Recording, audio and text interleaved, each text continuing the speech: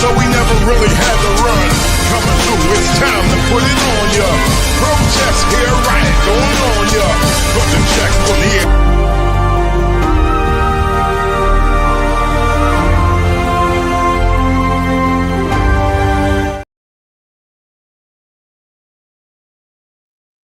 Good morning and welcome back to another edition of Let It Be Known. It is Friday. It's always good, as they say, thank God it's Friday. So much going on, so much to jump into, and we're glad to have you along for the ride on a Friday after a couple of days in between. But I tell you, this Carmelo Anthony thing has everybody up in arms, one way or the other. That's everybody um, talking, and now the parents of Carmelo Anthony is talking. They did an interview in which they finally spoke out about what they felt went wrong in the trial of their child who got a 35-year prison sentence. 35 years. Wow. Um, the charge, of course, murder. Um, Andrew Anthony described being told to seek out white attorneys. A suggestion, he said, was made clear to the family that race was going to be a defining factor in how the son's case was handled. Um, he said that set the tone for everything and left the family feeling manipulated by the system. It is what it is with that, right? We are. It, it happens all the time. The justice system is not just for us. It's not for us.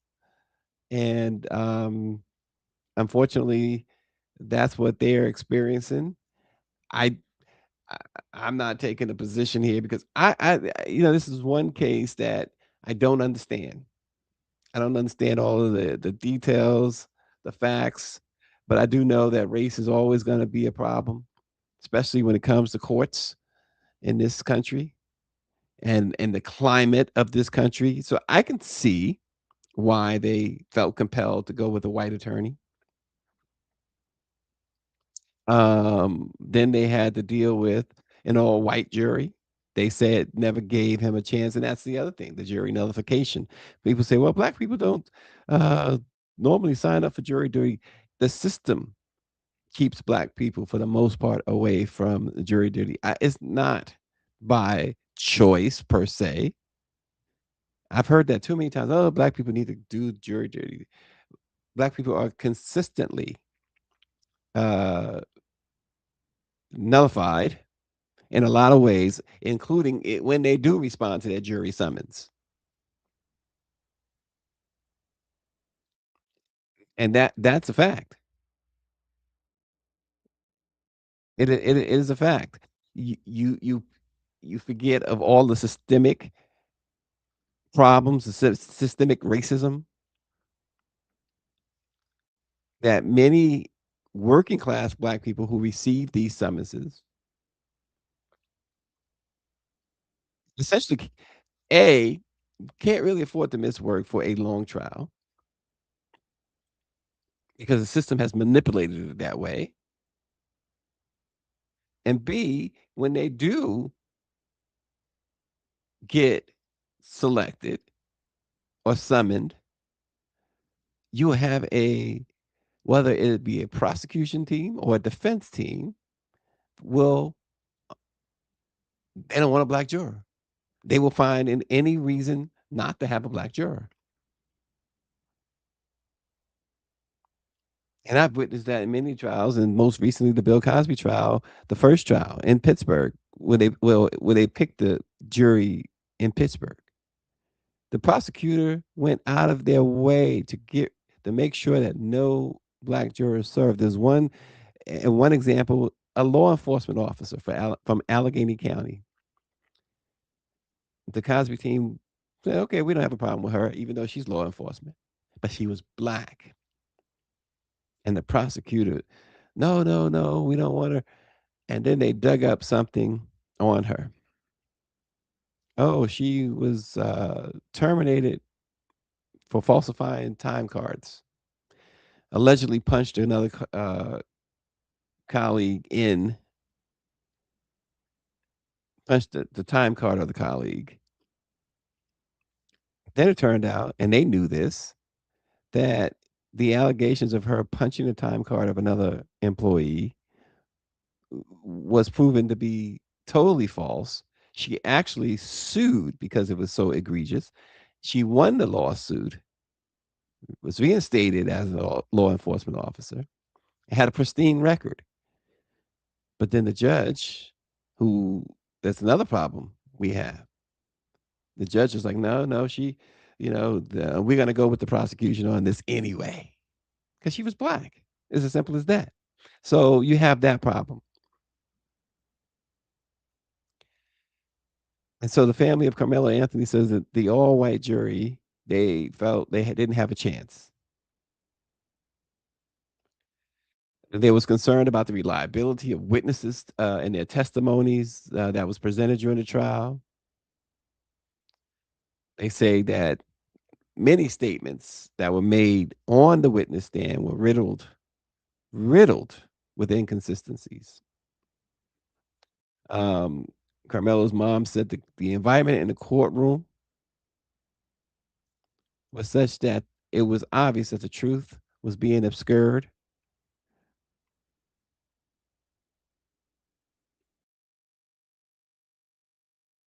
They said when their son walked into the courtroom, public opinion had already rendered his verdict, making the legal process just a formality.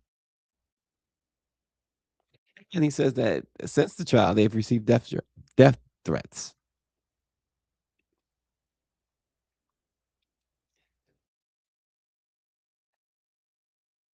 He will serve 35 years. And it's just another young life, black life, really, that is taken. People listen. Oh, he took a life. I'm that's that's the other side of the argument. That's not my. I'm not here to go back and forth with that. I'm not here to render an opinion. Um, Michelle Madison says that a friend of hers had to serve on a jury for almost a month. Her job compensated her though. See, and that's that's a rarity though. That is truly something that's rare. But a life was lost, and that can't be ignored. And I'm sure it wasn't ignored. Obviously, it wasn't ignored.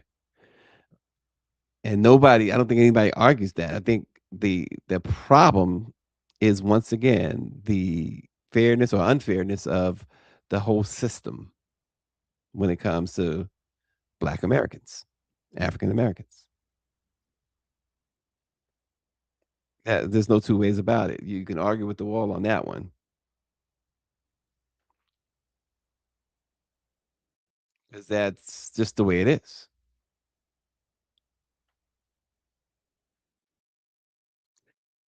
Now, there's a fight going on that the Society of Professional Journalists have gotten uh, involved.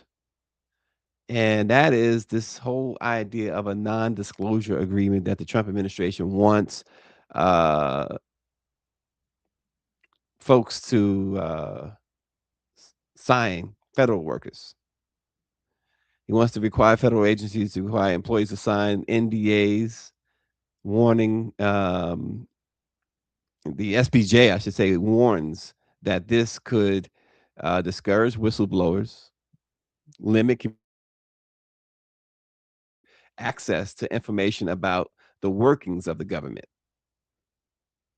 In their comments that were submitted to the U.S. Office of Personnel Management, The SPJ, Society of Professional Journalists, joined press freedom, transparency, and civil liberties organizations opposing the proposal. They say that federal employees are already subjected to extensive laws governing classified information, privacy protections, and sensitive government records. The SPJ and the entire coalition argue that this whole non disclosure nonsense risks creating a confusion about what employees can legally disclose and could deter workers from reporting misconduct or speaking about matters of public concern. The Trump proposal would establish a government wide NDA that agencies could require current employees and new hires to sign.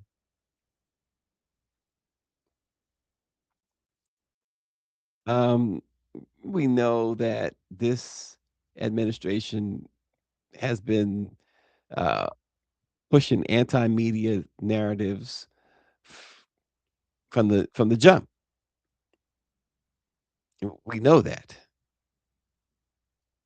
There's no two ways about it. And then, of course, the president himself has sued members of the media, and not members, but media organizations.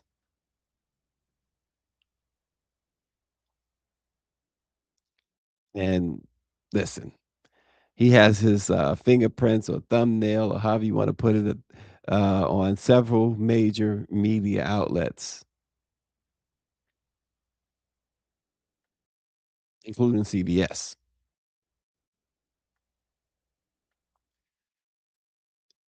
And so it's it's tantamount to what happens in other countries like Russia,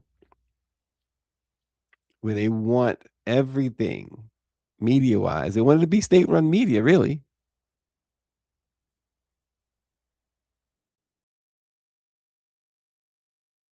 You can read more about it in the Washington Informer, blackpressmediausa.com as well. Here's another story you can read about in the Informer and blackpressmediausa.com. This man right here uh, is making history when Floyd Norman, walked through the doors of Walt Disney Studios in 1956. He entered a world of where few black artists had been allowed to enter, and even fewer had been permitted to shape. Um, 70 years later, the Academy of Motion Picture Arts and Sciences is recognizing Floyd Norman's contributions to film with an honorary Oscar, which places him among the most influential figures in cinema history. The Academy announced this week that Floyd Norman will receive the award at the 17th Governor's Award on November 15th, alongside actors Glenn Close and filmmaker Ridley Scott and some producers. They're going to be honored, and Floyd Norman is at the center of that. And good for him. He's 90 years old, and a lot of people have seen his work, but don't really know a whole lot about Floyd Norman and what a life that this guy has had, and quietly has become one of the he was the most he's still alive, important one of the most important figures in Hollywood. And there's this documentary about him that you may want to check out. You see Whoopi Goldberg involved in it. Um,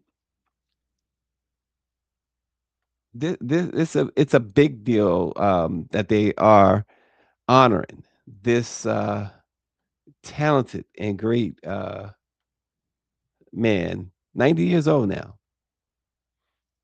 They say give them their flowers, right, while they're still here. And finally, the Academy of Motion Picture Arts is doing just that. Floyd Norman. So know the name. Know the name. He has done s- amazing work and groundbreaking work.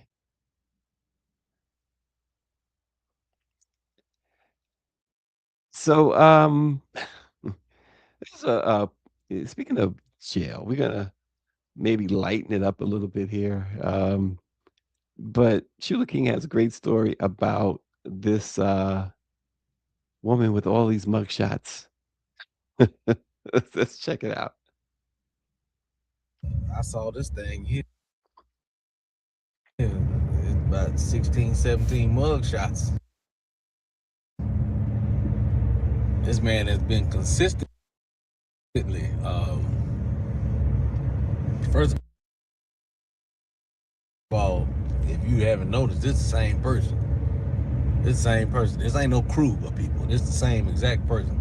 All the photos with the wig, that's the same person without the wig. It's the same exact person right here. Yeah, just somebody whatever the lesson is, they ain't learned. They ain't they not trying to get it. It ain't registered yet for whatever reason. Whatever reason, we not getting it. It has not registered. We not picking up nothing that nobody putting down. Can't smell what the rock is cooking. I don't know. Sometimes people what you call a career criminal, and I'm assuming, I guess, like with everybody, like there's a guy. But since if you see a wig in the mug shot, then you know what the assumption is. You gonna already assume that, what I mean, you out here, you selling whole. That's what I call it. You're selling whole. You're selling your whole. That's your business. I don't know. I don't know what state you live in. If you live in Nevada, yeah, I think it's perfectly fine to sell your whole. To rent it out, I guess. Lease it. Lease to buy. I don't know. But what's funny to me is that they got the mug shots from him with his wig on, but then when girls get arrested, they make them peel their lace front off. It ain't fair out here in these streets. It ain't fair out here in these streets. Oh my gosh. I tell you, interesting stuff. You get 16 mugshots. What are you doing? How do you get 16 mugshots? I'm just that that threw me. 16 mugshots. Unbelievable.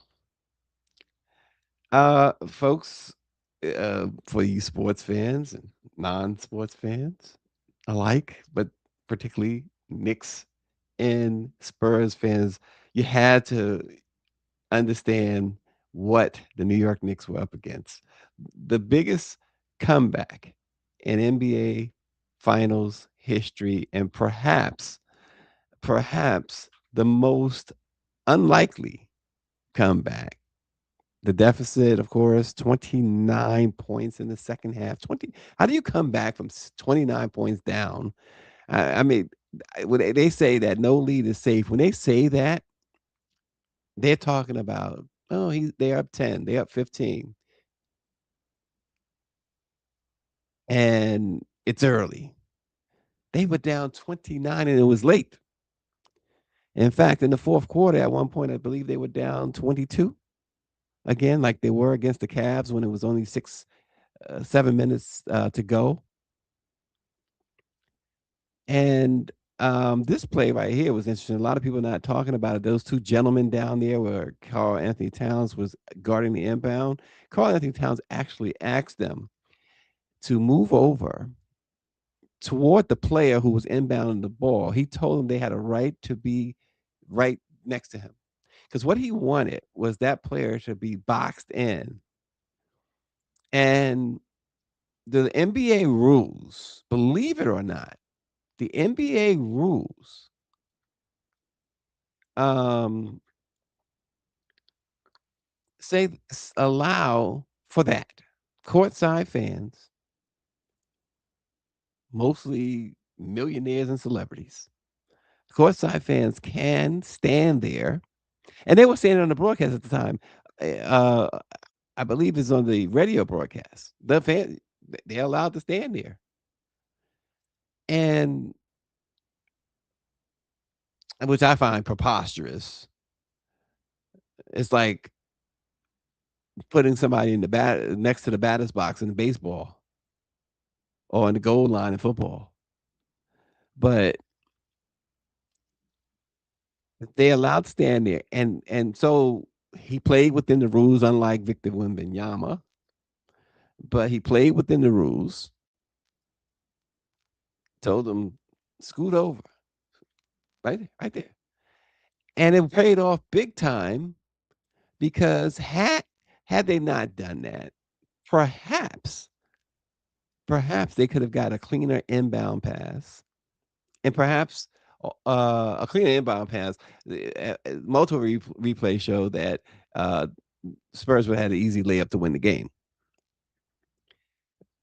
But it also allowed for more pressure on the inbound throw, in which Carl Anthony Towns was able to get his fingers on the inbound pass, which slowed the pass and allowed Josh Hart and Mitchell Robinson to converge on the Spurs, the recipient of the pass, of the inbound pass.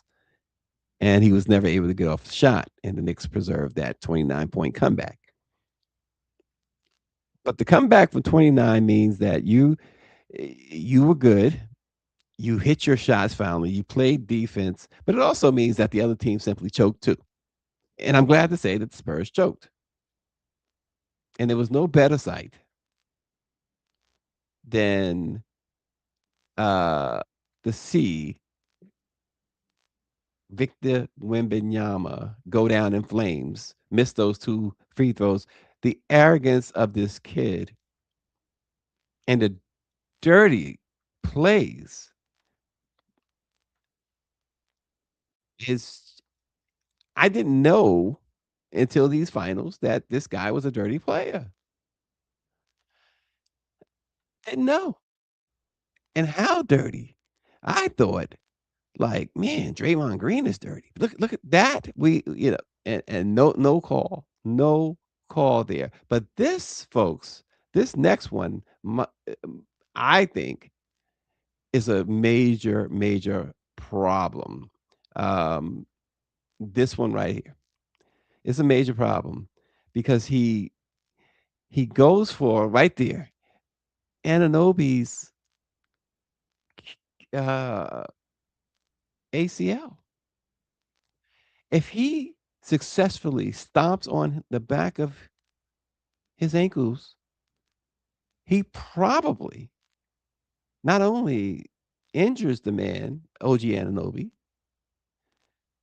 but is a chance that he ends the man's career with an injury like that. I have not seen, I mean, Joel Embiid is dirty,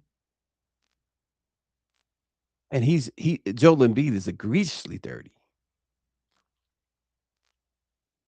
Draymond Green is dirty, but at least Draymond has some, I mean, he has the Dennis Rodman type talent of rebounding.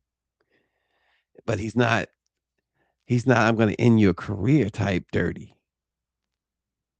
What Wembanyama showed was I'm gonna end your career. And fortunately for OG Ananobi, he missed his target. This big 7'4", lanky, disgusting Frenchman went out to injure this guy, which made you, and even though there's no excuse for this, Nick fans throwing eggs at him as he went to his hotel room with the team, and somehow he gets into it with a hotel security guard there. Um, the behavior, it doesn't excuse this the what, and I'm not going to say they're Nick fans. Let's say somebody took advantage of the moment to act out. This is like when we saw the Black Lives Matter protests. You had the infiltrators, those who really wasn't a part of Black Lives Matter, causing all the trouble to make it look bad for everybody else. And I think that that is, um, what that mostly is and what's happening. But if you are considered a fan, if you consider yourself a fan, the behavior is despicable. As we see Wimby up on his hotel. Um, you just don't do this. And then the smashing of a taxi cab, the Spurs scored 30 points in the second half. And you know what beat, other than the Knicks, beat that? The Spurs scored 30 points. It was 52 so-called fans arrested after the game. So 52 arrests and 30 against 30 points. But the behavior it cannot be. And Knicks are one win away, as you see Tracy Morgan emotional, or at least pretending to be emotional in the car, playing to the crowd as he leaves the garden. Tracy's a is I shouldn't say pretending to be emotional because Tracy is a one of them true fans, and that was my favorite moment right there. Rihanna and ASAP on the streets of Manhattan after the game, playing basketball with Knick fans. That was so cool. The coolest couple in Hollywood by far.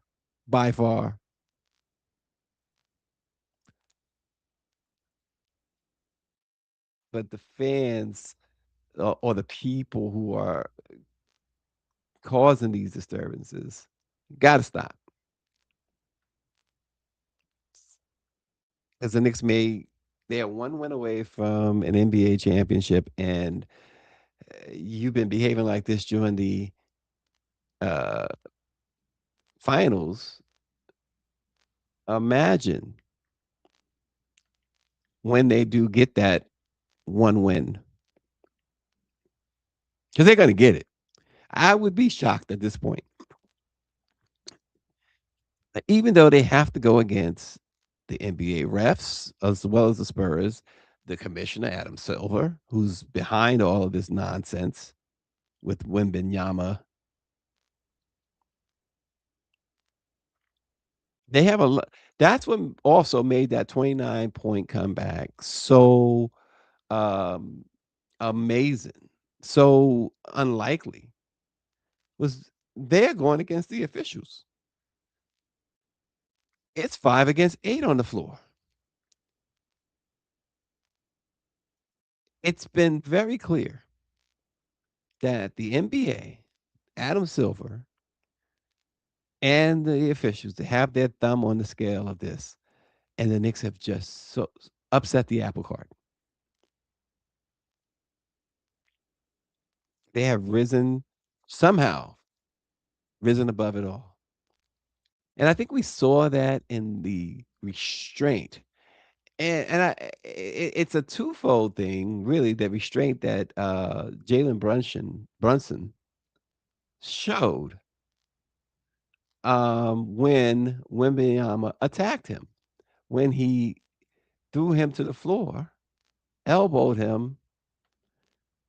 I think the restraint right here is twofold. One, um, he would have gotten the punishment, not Wembanyama, which is probably what the league would have preferred. Because take him out, it's like you take Wemby out, you take them out, and you see more of Wembanyama's bang. This is the type. This guy is filthy. He's a filthy player. Anybody else would have been suspended from the league by now. He's a Frenchman. They're loving this international flavor stuff, this having an international icon, if you will.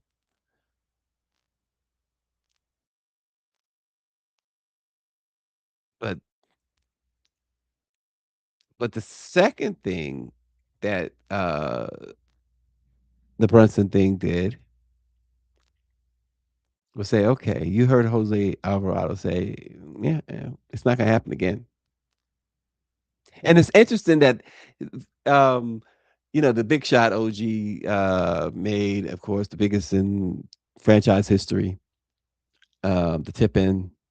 But it's interesting that not enough is talked about Jose Alvarado after that game 3 loss, in which Wembanyama showed just how dirty he could be. Actually, got worse as he tried to be in game 4. But Alvarado said, "Yeah, he it won't happen again." And Alvarado was very key in this comeback. He stepped up. He pulled an Ali. He pulled a Reggie Jackson. He talked the stuff and delivered. He delivered, and he's a New Yorker.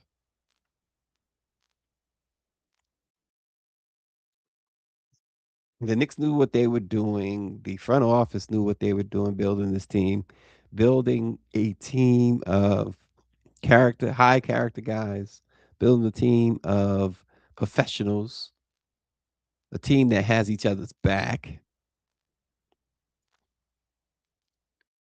Very deep team. The other was it game 3? They played 12 guys. When it comes to the playoffs and particularly the finals, coaches generally shrink the rotation down to 7, sometimes 8. The Knicks are so deep that they were able to go 12 guys deep in game 3. I believe they uh, did the same thing in game 4. Tomorrow night, game number 5. And this time it's in San Antonio. And what's interesting, there's reports that say 50%, 50% of the tickets for game 5 were sold to those from the New York, New Jersey area. So it seems like it's going to be Madison Square Garden West tomorrow night. We will see, because that's pretty amazing when you have 50%, and then we're talking about going across the country.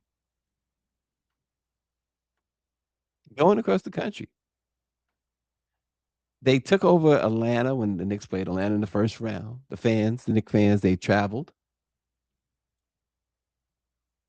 Then Philadelphia, of course, that happens even during the regular season, but um, certainly took over the arena down there in Philly. Then my surprise was how much Knick fans went to Cleveland for those games when they played Cleveland. And now at San Antonio, folks, what franchise has this type of base? Not in the NBA anyway. Not in the NBA. It might be a football team. I'm not sure that has a base like this. They might have the strongest fan base in all the sports. And people say, well, it costs less to go to other arenas than the Garden. It's true, but my goodness, they going out to San Antonio. They went out to Cleveland. I mean, and throngs. That is your New York Knicks for you. My New York Knicks. Go New York. Go New York. Go. I love after the game on Monday. It was like a Monday, Wednesday. It was on Wednesday's game 4. It was an amazing, electric atmosphere after the game. Fans stayed in the building, and one of the most touching things it touches you if you were a New Yorker and if you're a fan when they're still in disbelief, they're cheering and they're filling the floor. You have all these people on the floor, and you got the stands still full, and they're playing New York, New York, first by Frank Sinatra, and they're singing along. 20,000 people singing New York, New York together, joyfully. What a scene. And then they break into Alicia Keys's version. Then they break into um, Billy Joe, New York State of Mind. It is such, you. If I can make it there, I can make it anywhere. And I made it there, so I'm making it elsewhere. uh, it's amazing. And Ben Stiller's going to have a documentary about all of this once the finals are over. At some point, he's been documenting it uh, and doing some great filming from courtside. So I'm really looking forward to what Ben is going to put out. But folks, thanks for joining. Let it be known. Have a safe weekend, and we will see you again next week. Let's go! Let's go, Flav. Hey! Public enemy.